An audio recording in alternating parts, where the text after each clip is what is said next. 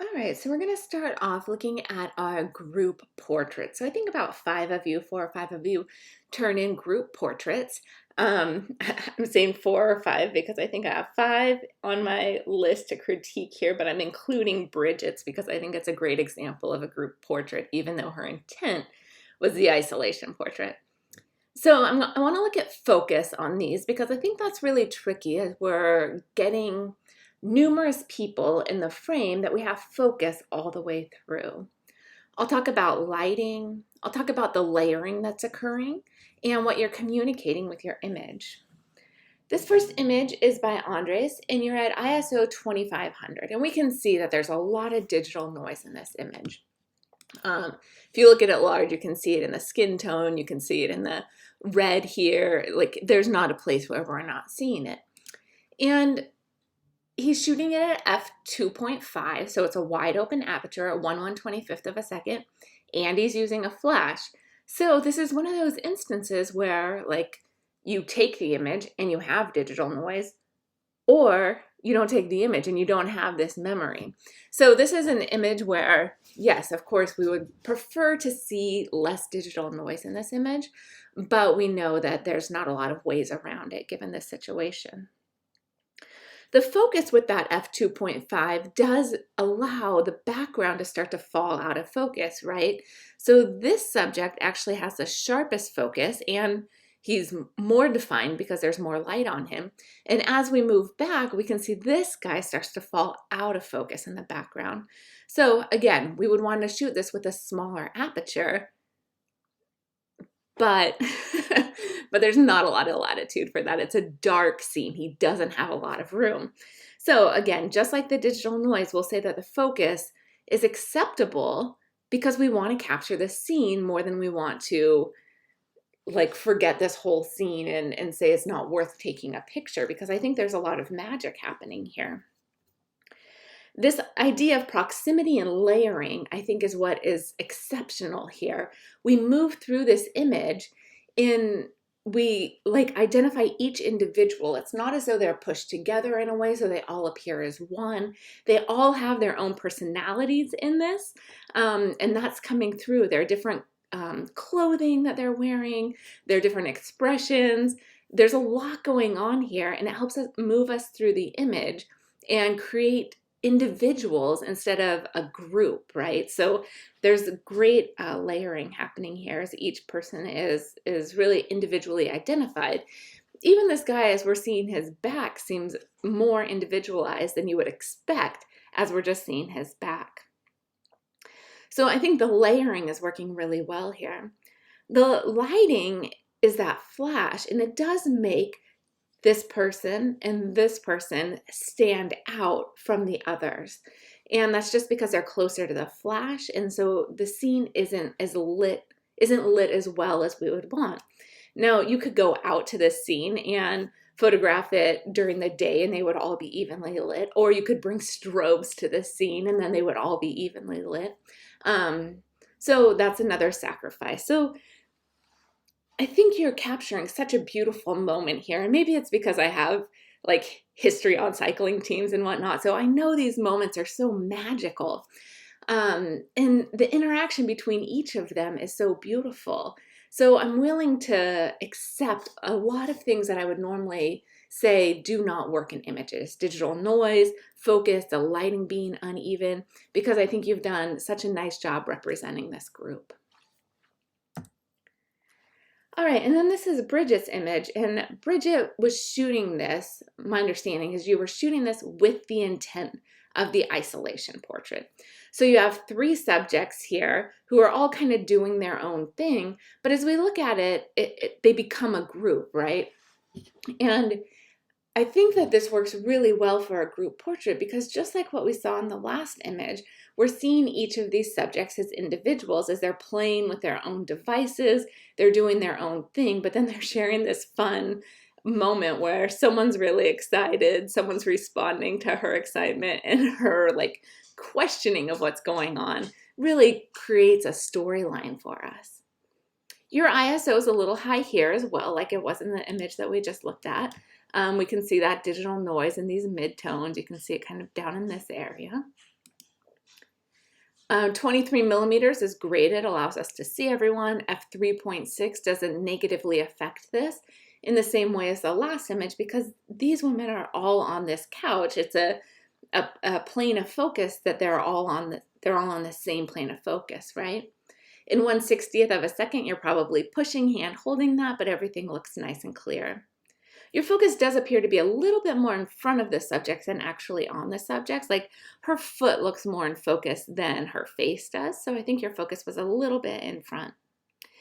But I think you're communicating a really beautiful scene here as you're having these subjects interacting, as I said, and doing their own thing. This is kind of a little group that, I don't know, what are we calling these, like pods of people that we're putting together that are isolating together. So the relationship between these three has probably grown over time, over the last 6 months or however long we've been in this pandemic. So I think that's really beautifully represented. So I think this works either as a group portrait or as an isolation portrait. You're communicating what we want for the isolation portrait, but your success in photographing a group, I wanted to bring up. That's why I put it in this category. All right, this image is by Jessica, and we're at ISO 100, so nice and low, 51 millimeters. That's great. That's just a normal lens, right? F5.6 at 1/80th of a second. So all of those settings look good. Now, as I look close, it looks like the focus is probably a little bit in front of this subject. These two are starting to fall. Let's go 2-to-1.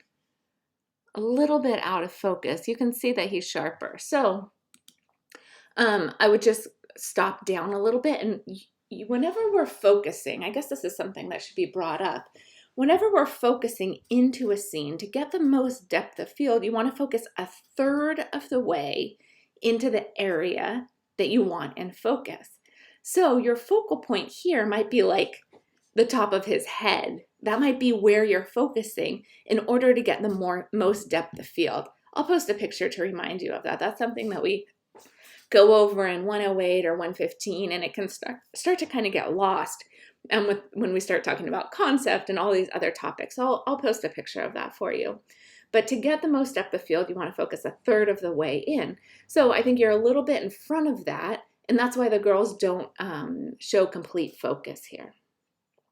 The layering works well. We can move between the subjects. The communication, this feels like a family portrait, right? That's the kind of the feeling that we're getting as a family portrait. And I think you could push that a little bit more to allow us to know these subjects a little bit more, having them interact with one another, or even just having them interact with the scene, whether they're not just standing here, but walking through the forest, or they're playing in the dirt or whatnot. I think could add to the overall narrative in our understanding of who these subjects are and why we want to be invested in spending time looking at them.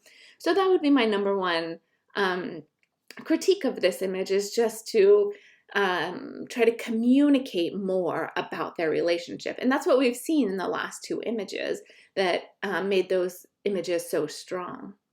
But nice job capturing your family. I think moving them to open shade was a really smart idea. I can see there's some bright light coming in, and that can be really distracting in an image. So your placement for lighting was smart. This image is by Jasmine. You're at ISO 3200, and again, we see a lot of digital noise here.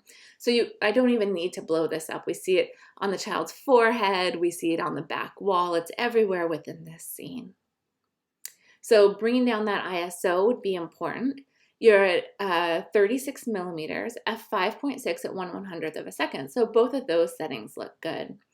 So unlike what we saw with Andre's image, where he was shooting it at night, this image you have more control over the lighting.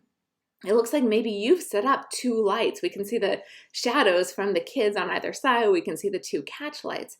So either shooting this when you can use natural light, because that's always going to be brighter. So photographing this during the day and bringing them towards a window would probably work. Or moving these lights even closer to them, because if you're using hot lights, which is what most students are using right now, you can't pump up the power on them, right? You just have to bring them closer to your subjects. And then one other critique would be to take this as a vertical image instead of a horizontal image. So you have a lot of space at the bottom here, like I'd love to see his clothing and her feet. So photographing this as a vertical image is what this image lends itself to more. Now, what's really working in this image? So all of your subjects are in focus here. We can see that it's a little bit like they don't look totally sharp because of that digital noise, but they're all in sharp focus. The lighting that you have on them looks good. So I think you did a nice job with the placement of lighting and the evenness of the lighting.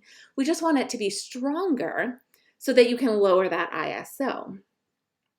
The layering between the three is really beautiful. If you had them all stand next to each other, that would be kind of boring, right? But we can move easily between each of them, and they each have their own identity. Like I talk about, we want to have each individual represented. We don't want this to be just a portrait of a group where the individuals are lost within the group. So I think you did a really nice job setting them up and posing them for this.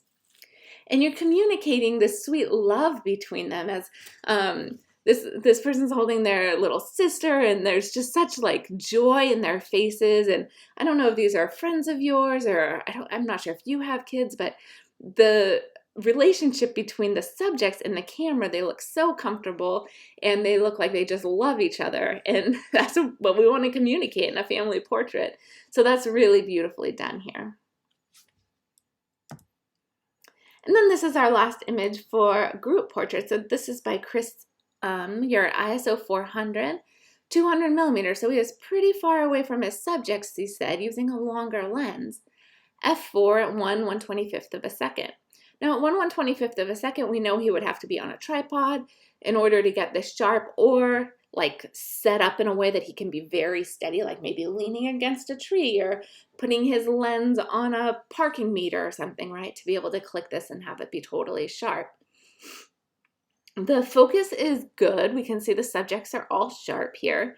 The lighting, it looks like it's just an overcast day, so the lighting on all of them is very even. It's not separating us from the subjects at all. The proximity of you to the subjects feels like there's a lot of distance. It doesn't feel like we're intimately connected with these subjects like the other images that we've seen have been, especially since you've left that foreground of the grass before we get to your subjects. That allows us to feel more distant from them. And then as we get to them, we're only seeing the face of 1.5 of them, let's say, right? We're kind of seeing half of his face here. But this is more feels like you were walking by and you came upon this scene and you wanted to capture this because there were 3 people together, instead of setting up a group portrait like we want. We really want this to be set up, not necessarily set up in the fact that it can't have a candid appeal to it, but set up as though your goal in going out is to photograph a group of people that are working with you to get this portrait. Here it really feels like this was kind of capturing as you were going by. So it doesn't have that communication factor of us understanding who these people are or their interactions being strong. I'd love to see them performing or something like that. And I think part of that is this longer lens limits you. You're pushed away from them, so you're not interacting with them. So shooting with the 50 millimeter lens or 70 millimeter lens where you're forced to get closer, I think would work better in this situation.